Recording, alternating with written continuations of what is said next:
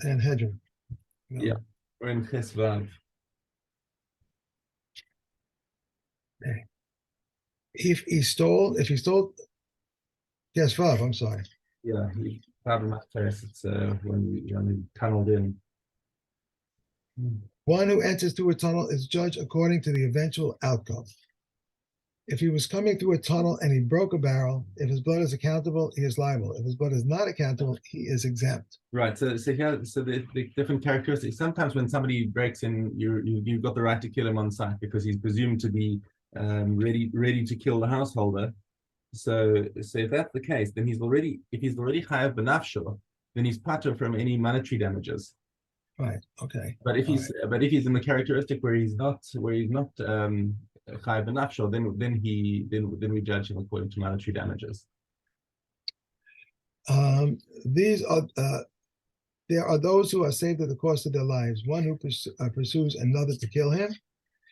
Either he pursues a male or a betrothed nahara. However, one who pursues a beast and one who desecrates the Sabbath and one who engages in idolatry are not saved at the cost of their lives. Right. So it seems like the only reason we save somebody at the cost of their life is to save somebody else from being murdered or raped. Right. Okay, but if he's just going to go about Zara, Machalal Shabbos and whatever, even though we know he's going to do it, we still let him do it, and then he's going to be based in. These are the ones who are burned. One who cohabitates with a woman and her daughter, and the daughter of a Kohen who commits adultery, included in the category of a woman and her daughter, are his daughter, his daughter's daughter, and his son's daughter, his wife's daughter, her daughter's daughter, and her son's daughter, his mother-in-law, his mother-in-law's mother, and his father-in-law's mother. These are the ones who are beheaded, a murderer and the inhabitants of an apostate town. If a murderer struck another with a stone or an iron, or he held him down in water or fire so that he could not escape, and he died, he's liable. If he pushed him into the water and into the fire, and he was able to escape, but he died, he is exempt. If he incited a dog or a snake against him, he is exempt. If he caused a snake to bite him, Rabbi Yehuda considers him liable, but it will come and exempt him. If one struck another, whether with a stone or with his fist, and he predicted that he would die, and his condition improved, subsequently he deteriorated again and died, he's liable. But the Kami says if he is exempt because there are indications to that effect. Mm-hmm. Okay. So there was an argument about the snake, whether taking the snake and if you take and forcing him to bite, does the snake have free will? Whether or not, well, free will is probably the wrong term, but can the snake choose whether or not to inject its venom? So if it's an automatic thing, then he's chayav, because that's the opinion of Rabbi Yehuda. Chachamim say it's up to the snake whether or not to want to inject venom. Okay. Right. Mishna. So what happens if a person intends to kill an animal and a person gets in the way? Or a nochri. He was intending to kill a non-Jew and instead he killed a Jew. Now, you're not allowed to kill a nochri, but you don't have a death penalty for killing a nochri either. So if this is so in this particular case, he's also going to be pater. If he was aiming to kill a newborn that was not viable. You could see it was not well, and it was about to die anyway. The harag is ben kayama, and instead he killed a viable baby. Pater. In all these cases, he is pater because his intention was not to do something that would make him chayav. If he intended to hit a person on his waist, on his loins, which is like it's difficult to kill somebody by hitting them there. But if you hit somebody hard enough, you can kill them. But but there wasn't enough koach there to kill a person over there. And the person dodged or ducked or something, and instead it got the blow full on the chest, where it's easier to get hurt. And there was enough in the blow to kill him, and he died. It's nonetheless pater, because again the guy's kavana was not to kill. He was trying to land a blow that would hurt but not kill, and it wound up being a killing blow. Niskaven lakosa al libo, v'hayaba kedei lahamis al libo. He intended to hit him on the chest, and there was enough to hit him on the chest, to kill him on the chest. V'halchala al mosnav, and he dodged, and instead he hit him on the waist. Lo hayaba kedei lahamis al mosnav, and there wasn't enough force in that blow that would normally kill a person there by mace, but nonetheless he did die. He's still pater. So you need both intention and the ability and the execution in terms of the normal ability to kill in order to make a person chayav misa. So you must have had both intention to kill and the execution must have been normally sufficient to kill, not a freak accident that made a person die because he hit him just the right spot on his waist. This Kavin Lakos is a gadol. He was trying to hit an adult. And there wasn't enough to kill an adult. And he missed and hit a minor. Again, similar to the other case, except now it's a different person. Okay. He was aiming to kill the katan. And the katan missed, and he missed the katan and hit the gadol. And again, so it wasn't a force that should have been enough to kill an adult, but somehow this adult was enough to the person died from the blow. Still he's pater because it wasn't enough to normally kill an adult. But if he was aiming to hit the person on his waist, and there was enough force to kill the person on his waist, and he missed and hit in a more sensitive spot, then he's for sure chayav. Because there was definitely enough to kill. He was aiming initially to kill, and just because he missed the spot, but he hit a more sensitive spot, he's still chayav. Niskaven hakos is a gadol, hamis is a gadol. He was aiming to kill an adult, and there was enough force to kill an adult. And he missed and hit a katan for mace, and he's still chayav. Okay, because all of this has the intention and the execution. Rabbi Shimon Omer. I feel in this covenant laharog is their pater. He says no. He disagrees with the Tanna Kama. He says if you were aiming to kill Reuven and instead he killed Shimon, he's pater. He has to have intention to kill Reuven and kill Reuven in order to be chayav for it. You can't be chayav for missing and killing someone else. So he's arguing on almost the whole Mishnah. The only part where he won't disagree is if he was aiming for one person and like if he was aiming for the waist and he hit the heart, it's still the same person. So there Rabbi Shimon would agree with the Tanna Kama, but in every other situation, he says in order to be chayav, you've got to actually kill the person you were aiming to kill. Okay, and the halacha actually follows Rabbi Shimon. Okay, Rotzeach she nis'ar v'acherim. So somebody sentenced to death, and he got mixed up with somebody else who was also sentenced to death. Now, how does this happen? First, they forgot who he was. I don't know. But maybe he and his twin brother both got sentenced to death or something like that. Let's just say. Okay. Kulan Peturin. So says the Tanna Kama, you can't execute these guys because each one has to be executed for his crime, and the witnesses of this crime have to execute this guy. You can't say, well, they're both chayav misa, so therefore, we can just do this. Yes, that's right. Each one has to be executed for his specific crime. Okay, Rabbi Yehuda Omer konsin o san lekipa says, well, since all these people are chayav misa, so even though we can't give them the misas based in that they need, what we can just do is stick them in prison and leave them there to die. Don't feed them. Just leave them there, and they'll die by themselves if we can't execute them.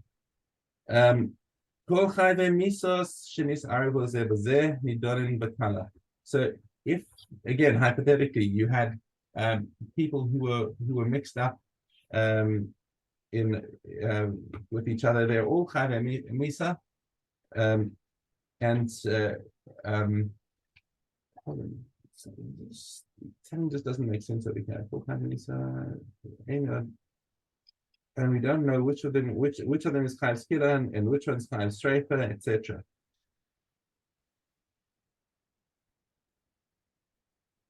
It's just suddenly struck me that seems to be like a complete contradiction to the ratio. You know, what I'm preferring. The Gemara. Sorry, just going back to the beginning of the Rotzach Shinis Arab Aferim. The Gemara explains that two of them was standing Yatzachet Beneihem. Okay.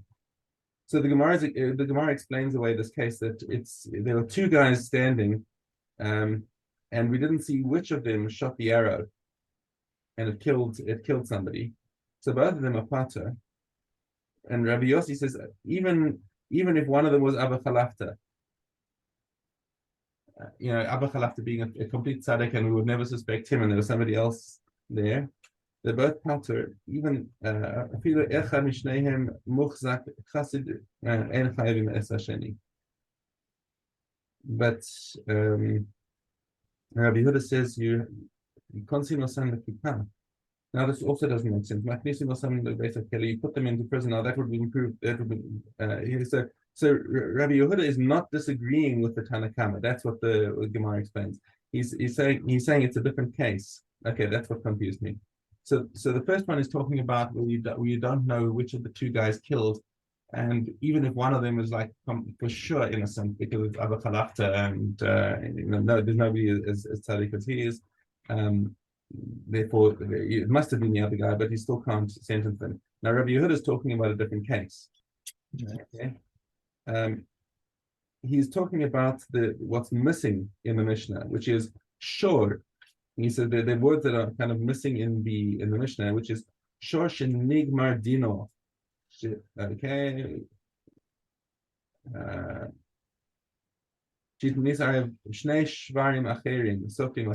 So if you've got two oxen, right? One ox was sentenced to death for killing a person, and then two oxen got mixed up. So then you stone both of them. That's fine. You can stone both oxen because we don't care if an innocent ox gets killed. In any case, the owner of the second ox is not going to be able to use it because it might be a shor and eskal. So he's lost the ox already. So you might as well just kill both the oxen, and that's fine. And Rabbi Yehuda comes and says konsim osam lekipah, and Rabbi Yehuda, when he says konsim osam lekipah, he's talking about the oxen. We put them into the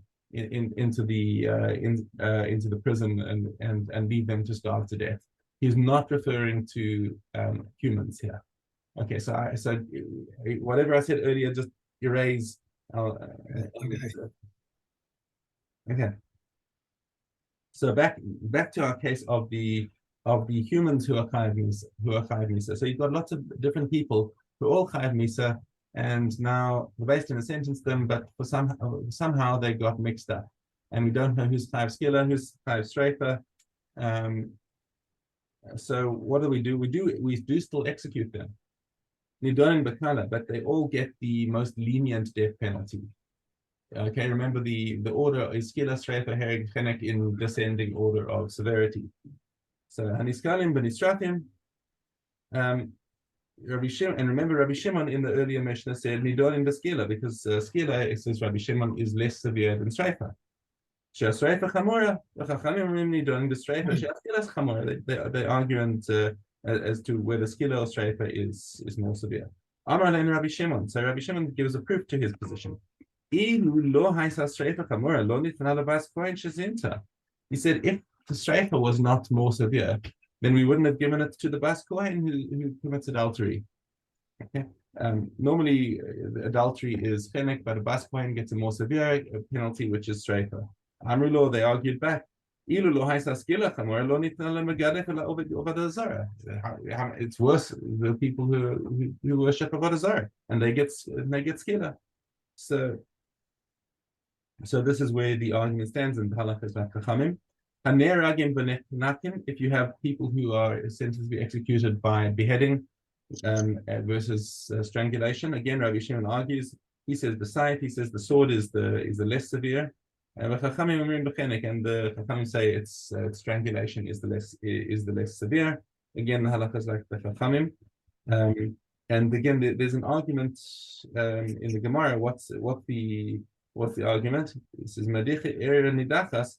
According to Rabbi Shimon, the mita of the death of people who instigate an ir nidachat is strangulation, but all the people in the city are killed by the sword. So there he says is a proof that that chenek is worse. Okay, because the medichim, the people who incited them, must get a worse penalty. But Chachamim disagree and say the din of the mediach is with skila; they get stoned. So he says, forget about your proof. They reject Rabbi Shimon's proof altogether because he's coming from a faulty supposition. And Mishna Dalet, Mishin is chayav b'shtei misas beis-din nidon b'chamura. So somebody who has committed 2 aveiros that make him chayav misa, he gets the more severe of the 2. Avar aveira sheyesh ba shtei misas nidon b'chamura. And if you did a single aveira that has got two death penalties associated, which could happen with several of the arayas. For example, if a person has relations with his married mother-in-law, right? She's both an Ashes Ish and she's his mother-in-law. So which one? So Ashes Ish is chenek and his mother-in-law is shrefa. So Rabbi Yossi, Rabbi Yossi Omer nidon bezika harishona sheba alav. So Rabbi Yossi comes and says, it depends on which Isser came first, because if he married his it depends what his mother-in-law's status was when he married his wife. Because if his mother-in-law was a widow at the time, then when he marries his wife, then his mother-in-law is asset to him because she's his mother-in-law. So that's the first one, and then she remarries. Now she's an Ashes Ish. So now says Rabbi Yossi, then he'd be chayav streifa because the first Isser was that. But if she was married at the time that he married her daughter, then she was first an Ashes Ish to him, and only afterwards she became his mother-in-law. So therefore he would be chayav chenek for that. Okay, but the halacha is like the chachamim that if they're there together, then he is then he gets the more severe penalty, which is always streifa in this case. Okay, we've gone a bit over, so let's do what we can in Chazaras before I have to go. Okay. Vav Beis. When he was, excuse me, when he was approximately 10 cubits from the stoning place, they say to him, confess as if it's the practice of those who are executed to confess, because anyone who confesses has a share in the world to come. So we find this. Concerning Achan that Yeshua said to him, "My son, please give honor to the God of Israel and render confession to him." And Achaz answered Yeshua and said, "I have sinned, and thus have I done." From where do we know that his confession brought him atonement? Because it says, and Yeshua said, "You have troubled us. Hashem shall trouble you on this day, and on this day you are troubled, but you will not be troubled in the world to come." If he does not know how to confess, then they said to him, let my death be an atonement for all my sins. And Yehuda says, if he knows that he is the victim of a plot, he should say, let my death be an atonement for all of my sins except for this one. And they said to him, if so, everyone will say to order and clear himself. When he was 4 amos from a stoning place, they removed his clothing. They cover a man in front and a woman in the back, and both in front and back. And these are the words of Reb Yehuda. But they can come and say a man is stoned unclothed and a woman is not stoned unclothed. The stoning place was elevated twice the height of a man. Excuse me. One of the witnesses shoves him by his hips, and he falls onto his chest. He is turned onto his hips, and if he dies from this, it is sufficient. If not, the second witness takes a stone and throws it upon his chest. If he dies from this, it is sufficient. If not, his stoning is by all of Israel, as it is stated. The hand of the witnesses shall be upon them first to put him to death, and the hand of the entire nation afterwards. All those who are stoned are hanged. These are the words of Rabbi Eliezer. And the sages said, no one is hanged except for the blasphemer or the idolater. A man is hanged facing the people, and a woman facing the gibbet. These are the words of Rabbi Eliezer. But the sages say a man is hanged, but a woman is not hanged. Said Eliezer to them, did not Shimon ben Shatek hang women in Ashkelon? And they said to him, he hanged 80 women, and one may not try even 2 in a day. How do they hang him? They sink a post into the ground with a beam protruding from it. He places his two hands one upon the other and hangs him. Maybe Yoshi says the post is leaned against the wall and he hangs him in the way that butchers do. They release him immediately if he is left overnight. That constitutes a transgression of the negative commandment, as it is stated, and you should not leave his body hanging overnight. Overnight, for you shall bury him on that day. For one who is hanged is like a curse to Hashem. That is to say, why was this person hanging? Because he blasphemed Hashem, and the name of Hashem is profane. So no, we're done. Okay. Yeah. Baba Basra, Gimel Zayin. Okay. Gimel Zayin. A man may not open his window onto a jointly owned courtyard. If he buys a house in another courtyard, he may not open it onto a jointly owned courtyard. If he builds an attic above his house, he may not open it onto the jointly owned courtyard. However, he wishes, he may build a room within his house or build an attic above his house and open it into his house. A man may not open into a jointly owned courtyard a doorway opposite another doorway or a window opposite another window. If it was small, he may not enlarge it. If it was one, he may not make it two. However, he may open into a public domain a doorway opposite another doorway and a window opposite another window. If it was small, he may enlarge it, and if there was one, he may make it two. One may not dig a hole under the public domain, pits, ditches, or vaults. Reb Eliezer permits it if it's strong enough to a wagon loaded with stones to ride over it. And one may not extend protrusions over ledges or ledges onto the public domain. However, if he wishes, he may recess his wall inside his own property and extend them. If he bought a courtyard in which there are protrusions or ledges, they may retain their status. One who sells a house has not sold the annex, even though it opens onto it. And nor the room which the rear of the house, nor the roof which has a parapet 10 tefachim high. Reb Yehuda says if he has a doorway, even if it is not 10 tefachim high, it is not included in the sale. Okay. At this point, I'm going to have to duck. So, have a great day. Much. You too. Okay. Finish your birthday cake. Enjoy. Okay. Enjoy. Have a great day. Thank you.